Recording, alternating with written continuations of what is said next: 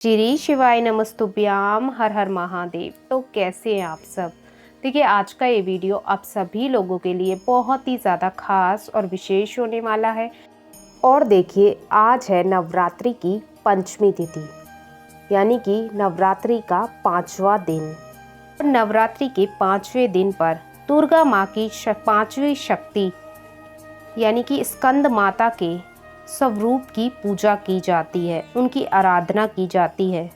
और देखिए स्कंद माता के गोद में स्कंद कुमार हैं, यानी कि जो कार्तिकेय जी हैं वो हैं बाल स्वरूप में माता की गोद में विराजमान हैं और इसीलिए इन्हें स्कंद माता कहते हैं। और माता सिंह पर सवार है, इसीलिए आपको माता के नियमित आपको कल के दिन करना है बहुत ही सुंदर सा उपाय, जो आज की इस वीडियो में हम आपको बताएंगे।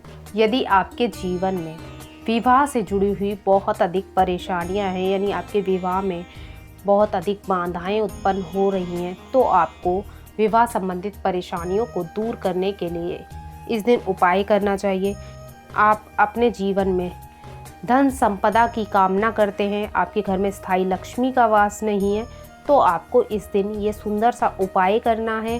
बहुत ही सरल सा ये उपाय है। ये उपाय हमने पूज्य गुरुदेव की ही कथाओं को सुन करके समझ करके आप सभी को समझाने का मैं पूरा प्रयास करूंगी। लेकिन उससे पहले इस वीडियो को ज़रूर लाइक करें, और यदि भगवान शिव के सच्चे भक्त हैं, माता रानी के सच्चे भक्त हैं, देवी दुर्गा के सच्चे भक्त हैं, तो चैनल को ज़रूर सब्सक्राइब करें।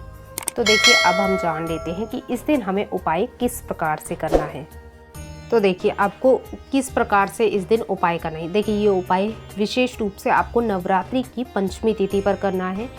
उन लोगों को करना है जिनके विवाह में देरी हो रही है, यानी कि कोई ना कोई उनके विवाह में अड़चन उत्पन्न हो जाती है, कोई ना कोई बाधा उत्पन्न हो जाती है, जिस कारण क्या होता है जो विवाह की बात चल रही होती है वो रुक जाती है।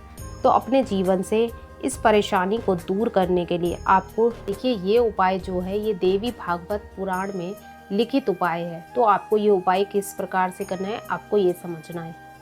तो देखिए ये उपाय किस प्रकार से करना है। आपको इस उपाय के लिए सबसे पहले आपको लेना है मात्र एक आम का पत्ता, ठीक है ना। एक सुंदर सा आपको आम का पत्ता ले लेना है, ठीक है, खंडित ना हो, इस बात का ध्यान रखना है, ठीक है।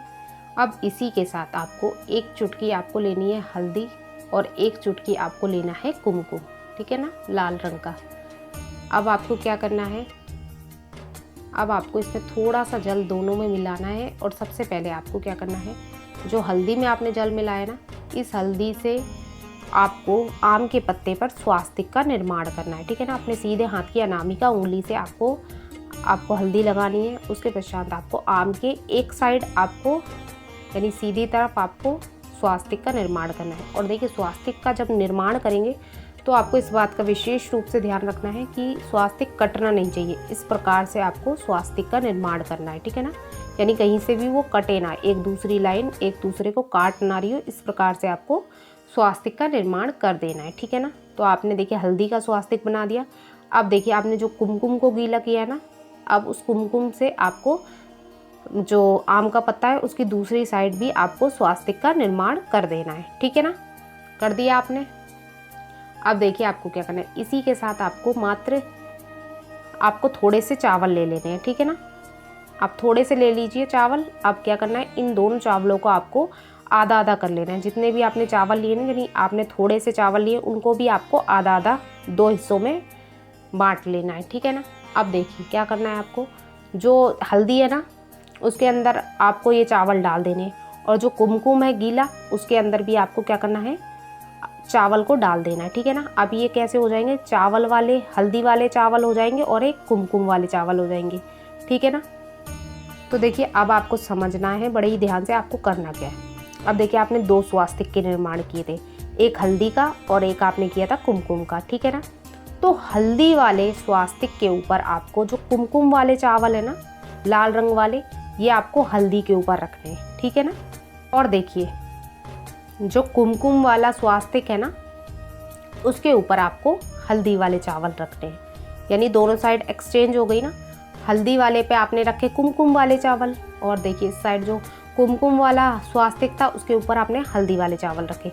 तो देखिए आपने इतना कर लिया। अब आपको क्या करना है, यानी जिस भी व्यक्ति का विवाह नहीं हो पा रहा उसी को ये उपाय करना है, ठीक है ना। ऐसा नहीं हो कोई भी कर लेगा, नहीं, जिसका विवाह नहीं हो पा रहा उसी व्यक्ति को विशेष रूप से इस उपाय को करना है। तो अभी क्या करना है आपको, जिस व्यक्ति ने ये उपाय किया है उसको क्या करना है, ये पत्ते को अपने सीधे हाथ पे रखना है। किस प्रकार से रखना है कि जो डंडी का हिस्सा है ना वो आपकी ओर होना चाहिए और पत्ती का हिस्सा आपकी उंगलियों की ओर। इस प्रकार से आपको जो पत्ता है वो आपको अपने हाथ में रख लेना है, आम का पत्ता, ठीक है ना। अब इस आम के पत्ते को लेकर के आपको आज के दिन चले जाना है किसी भी कड़वे नीम के पास, यानी नीम का जो पेड़ होता है ना वहाँ पर चले जाना है आपको। आपके घर के आसपास जहाँ कहीं भी हो ना नीम का पेड़, वहाँ पे आपको पहुँच जाना है, ठीक है ना। तो देखिए आपको करना क्या है, जैसे आप कड़वे नीम के पास पहुँच गए तो आपको सबसे पहले क्या करना है, आपके हाथ में जो आम का पत्ता है ना इसे लेकर के आपको सबसे पहले दुर्गा माँ से, क्योंकि जो दुर्गा माँ होती है वो कड़वे नीम में वास होता है इनका, तो आपको क्या करना है कि आपको दुर्गा माँ से प्रार्थना कर लेनी है कि आपके जीवन में जो भी परेशानी आ रही है, जो भी आपके जीवन में विवाह में जो भी बाधाएं उत्पन्न हो रही हैं वो सारी समाप्त हो और देवी माँ की विशेष रूप से आपकी कृपा आपके जीवन में बनी रहे। तो आपको अपने अनुसार माता रानी से प्रार्थना कर लेनी है और फिर आपको जो ये आम का पत्ता है इसे आपको कड़वे नीम के पेड़ के नीचे आपको जड़ में आपको इसे अर्पित कर देना है। और जब आप अर्पित करोगे ना तब भी जो डंडी का हिस्सा है वो आपकी ओर होना चाहिए और आपको इसे कड़वे नीम की जड़ में आपको इसे रख देना है।